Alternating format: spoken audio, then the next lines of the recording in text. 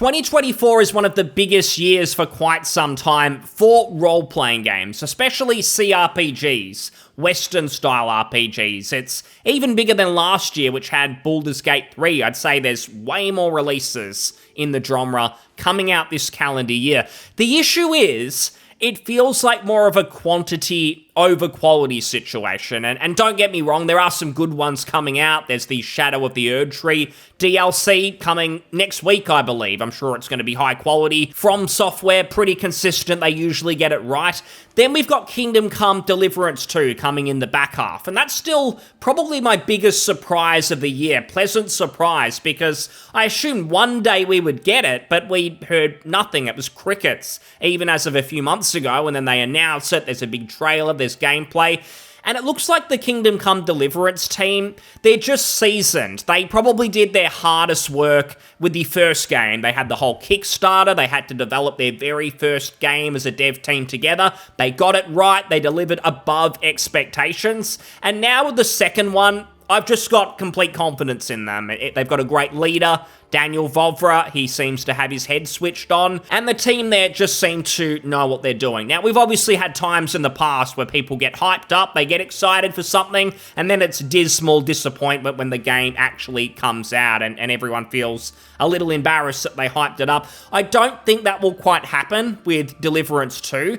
Even if it doesn't meet everyone's expectations, I think we just kind of know what we're going to get. When it's a Starfield, you're kind of imagining everything. We're venturing into space, all these possibilities, and then they don't deliver. Or Cyberpunk, where people were treating it like it might be the next Grand Theft Auto, when really it was just a Witcher 3 style game in more of a futuristic setting. That's how I felt about it. So I don't think people are being unrealistic with Kingdom Come Deliverance 2. I think it's got a ton of potential. But those are the good titles, and yet there's a lot more coming in the RPG space. And I want to talk about 3 other games that are releasing in the back half of 2024. We've known about most of them for a good long while, but they all look kind of average. And it's just a question of which ones are going to be total disasters, duds, which one are just going to be mediocre, not great, not terribly bad, but somewhere in the middle, and which ones may be pleasant surprises. We thought they'd be crap, but the developers actually managed to pleasantly surprise us. So the first game I want to mention is Avowed. This is an interesting one, because Avowed by Obsidian Entertainment, it was originally presented by Obsidian as being their take on Skyrim. They came out really ambitious, hyping it up, and then over time, they themselves have almost tried to de-hype the game and sort of say, no, don't get too excited about it. I mean, expect something like The Outer Worlds. That sort of middling game he released a few years ago. Something more like that. Don't expect the Skyrim. Now, for me, I don't think Skyrim's the most in-depth, greatest game ever or anything like that, but it was them themselves saying it. No one put that expectation on Obsidian that they needed to make a Skyrim. They came out with that claim. They said that's what Avowed was going to be. They gave people that impression with the initial reveal from years ago as well. Since then, they have said, it's not going to be open world. It'll be more hub-style worlds, which again, I'm fine with. But you, Obsidian, you're the ones who are trying to call it the next best thing, your most ambitious game, and then you walked that back. And just because they've constantly talked about what they're not going to be including, it's not going to have a lot of the depth of Baldur's Gate 3, they've said something to that effect. Just a lot of little things. I think it de-hyped people, even if not everyone would admit it. It's just that I find it difficult to find people genuinely excited for Avowed. Some people will say they're looking forward to it, but they'll say that the reason that they are is because, Obsidian have released bangers in the past. I'm sure they're going to deliver on the great writing and everything here. The thing is, a lot of those writers don't work there anymore, or they're not working on the Avowed project. And the way I actually see Avowed, forgetting all the expectations that they put on it themselves and then kind of walked back, forgetting all of that, just looking at Avowed, I try and just look at what they've actually presented. Don't worry so much about expectations from what they've done before, just looking at what they've actually shown.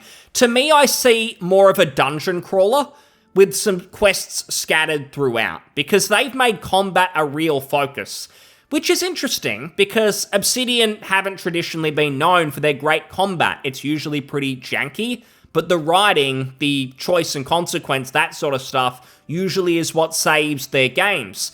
For me, it seems like the opposite in Avowed. They've put all the focus on the combat, and I see that even in the team makeup. So you've got Kerry Patel, the game director. Now, her experience is, to be fair, as a writer, not of video games, of novels. And then she transitioned to video games. I assume if we're speaking realistically, it's because it's more secure work than trying to write a book and hoping it sells.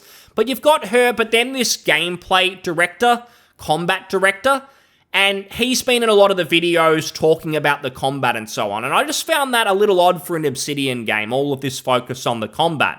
But when you look at what they've shown, it makes sense. Where are the towns? Where are the settlements? They're barely talking about that. They show the odd NPC and some dialogue, but it feels like a secondary focus. And I do think if you go in even expecting the Outer Worlds with hubs, little sort of towns to explore, and then you go out and do some quests, go back to town, and there's more going on there, I think you are going to be disappointed. I think if you're going to get something out of Avowed, you have to look at it as being that combat-centric experience with a few quests and choices along the way. Now, is the combat going to be great? I haven't really seen that. I've seen maybe serviceable combat, but it looks a little bit slow and boring and not really what I'd be going for out of an action RPG. Now, to be fair, Dark Souls, the original one, was also quite slow, but it just looked a whole lot more interesting than this. And I think if Obsidian were going to make an RPG that was combat-focused, I wish they had have done something that was more tactical, turn-based, or something like that. Not to be, though. This is going to be it. My issue with Obsidian now is it seems like they've done a 180. In the past, it seems like they tried to make very ambitious games, but they maybe didn't have the budget or even the talent to really get that done effectively. The game was usually a flawed gem. It had problems, bugs. You think of New Vegas, Alpha Protocol, but they were really trying something. They wanted to do something really great. These days, it seems like they aim for mediocrity. They've got their budget, and they think, we just want to make a game that sticks to that budget. We get it done ahead of time. There's no development problems. We just get it out there, and it's nice and safe. That's what Avowed kind of feels like. I think it's just going to be more of a dungeon crawler. There's going to be less story and narrative than many of their prior games, and I think that will leave a lot of people disappointed. Now, the second game I want to talk about, Dragon Age the Veilguard. And this is an interesting one, because I've spoken about Avowed. I'm going to talk about Bloodlines too. Been a while since speaking about that one.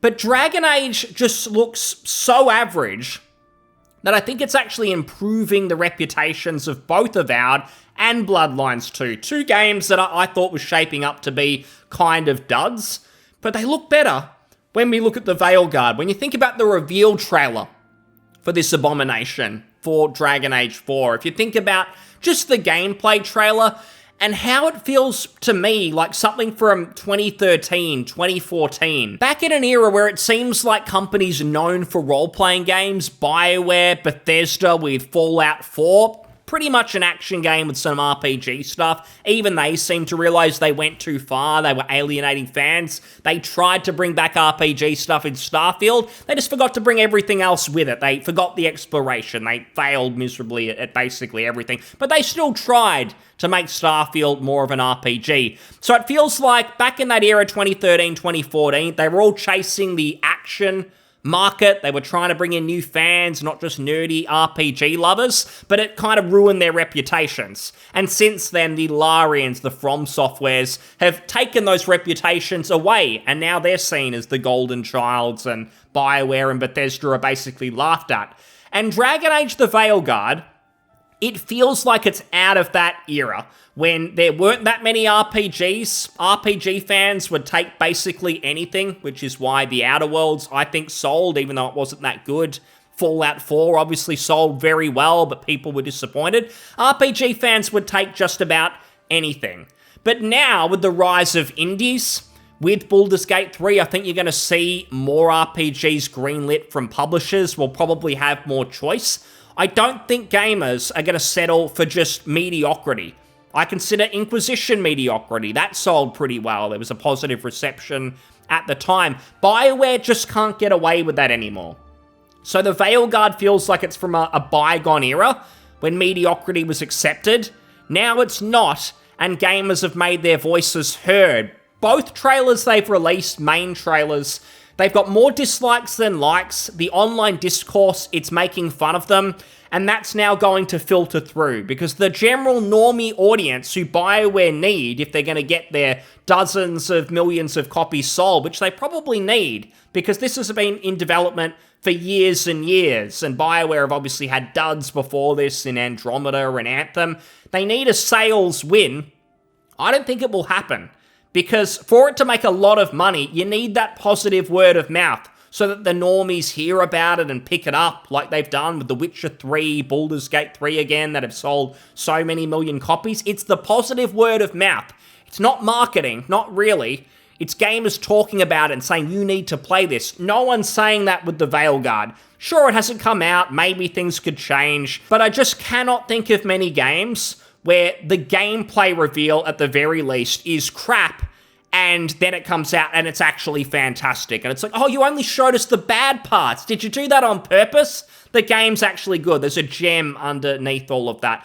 There's been some times, like Prey by Arcane, where the marketing was abysmal and the game was actually fantastic. But I think the difference there is, at that time, Arcane also had a great reputation. Basically, everything they were releasing was great. It wasn't until, sadly, after that with Redfall that things took a bit of a turn. BioWare, it's not like that. They've been releasing duds for the last decade, and now we're expecting this to be good, even though the gameplay, the trailers, they all look awful. Like, that just seems like par for the course now, that this is going to be bad. So when I see people saying, you've got to wait until it comes out, you can't prejudge it, I'm sorry, but their reputation's been squandered. They deserve this criticism. They need to prove to us that things have changed. They can release something good, and they haven't proven that. This may be the worst RPG of the year.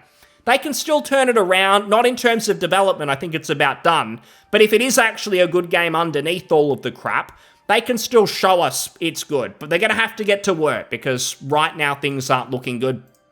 I did see this as well. There was a post on the Dragon Age subreddit. Veilguard looks amazing, but a comment really stuck out to me. Someone here says, I'm a very easily pleased gamer. Give me something that functions well as a game, and I'll find some things to enjoy about it. I'm excited for this game. And then someone replies and says, this, and being like this is so much fun.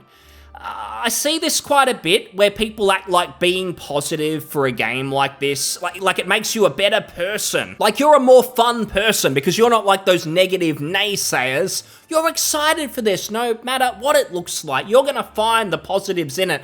Where that falls flat to me is, I just know that both of these people are excited for Dragon Age.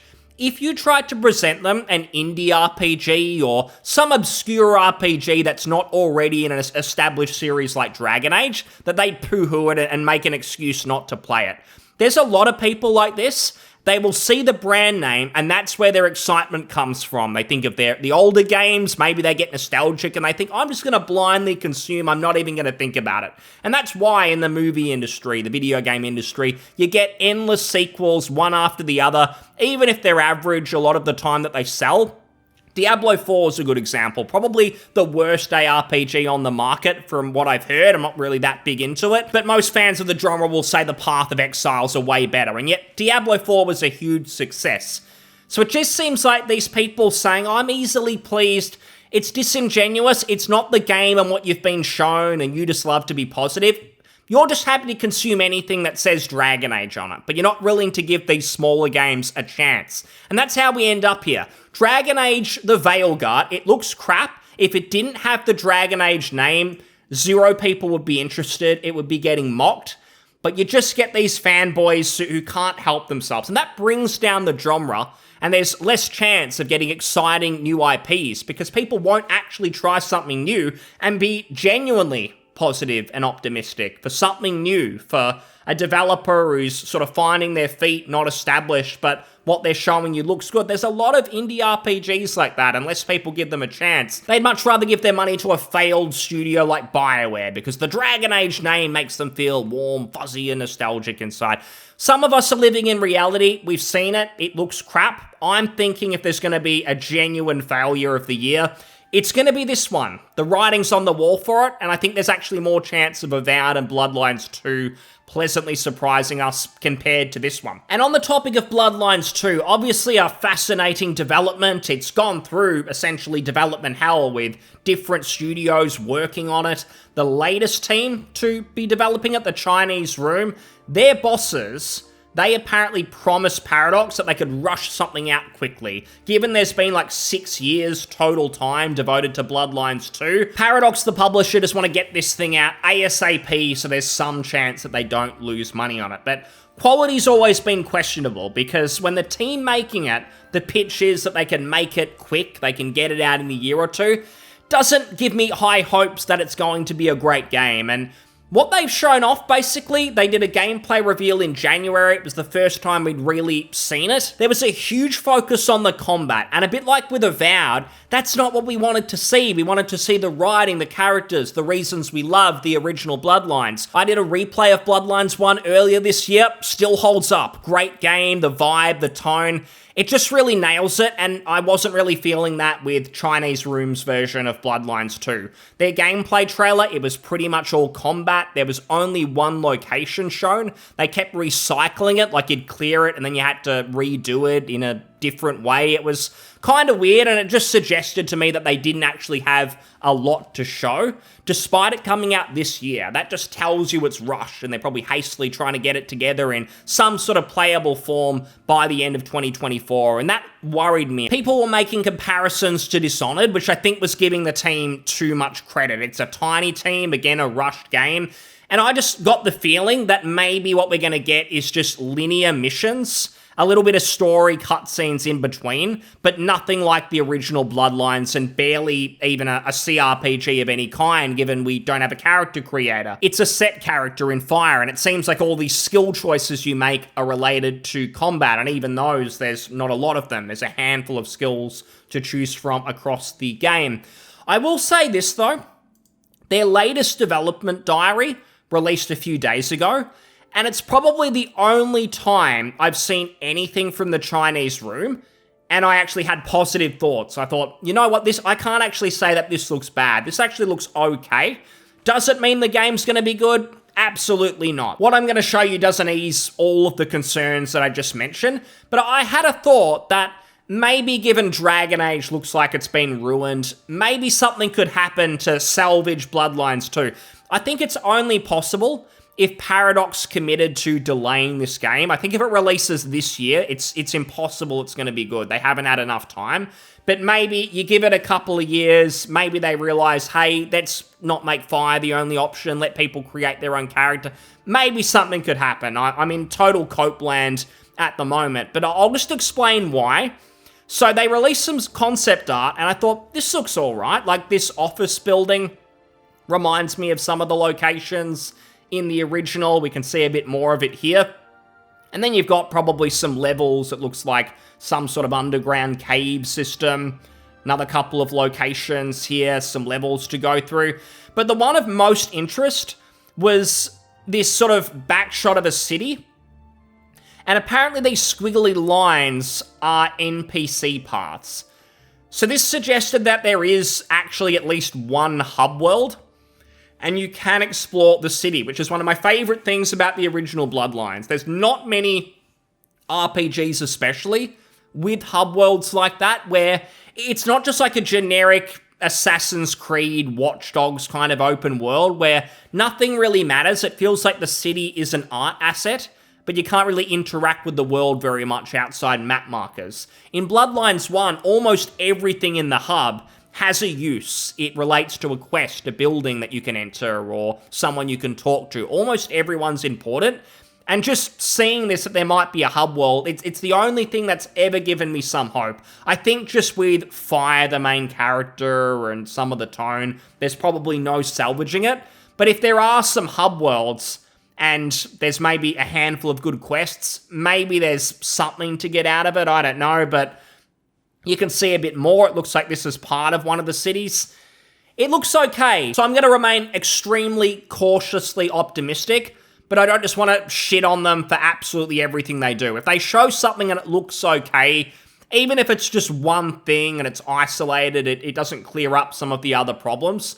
I will just say, if you do more of this, people might be excited for the game. If you show actual gameplay in the hub world, walking around doing quests, and there's some good quests, I guarantee there'll be much more hype for the game, because right now it feels like almost everyone has forgotten about Bloodlines 2, and that's on them. It's on the developer or the marketing team for trying to show it before it's ready, whatever it may be. I still think this year, I can't see a world where it comes out and it's good. But if I compare it even to Dragon Age, the Veilguard, at least it seems like they're trying to do something.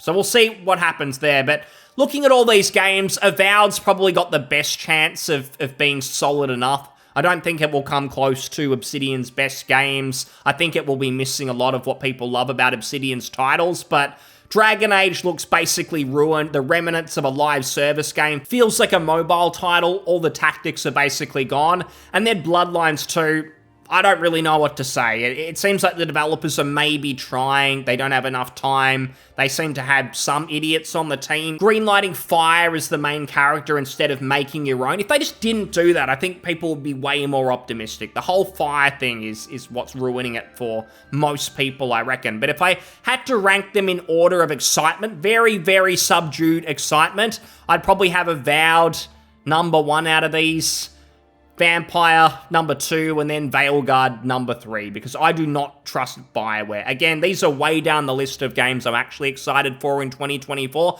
but they're 3 RPGs, 3 heavy hitters that people are talking about, so I think it's good to do an update on them. Thanks so much for listening. I'll see you on the next one. Cheers. Bye.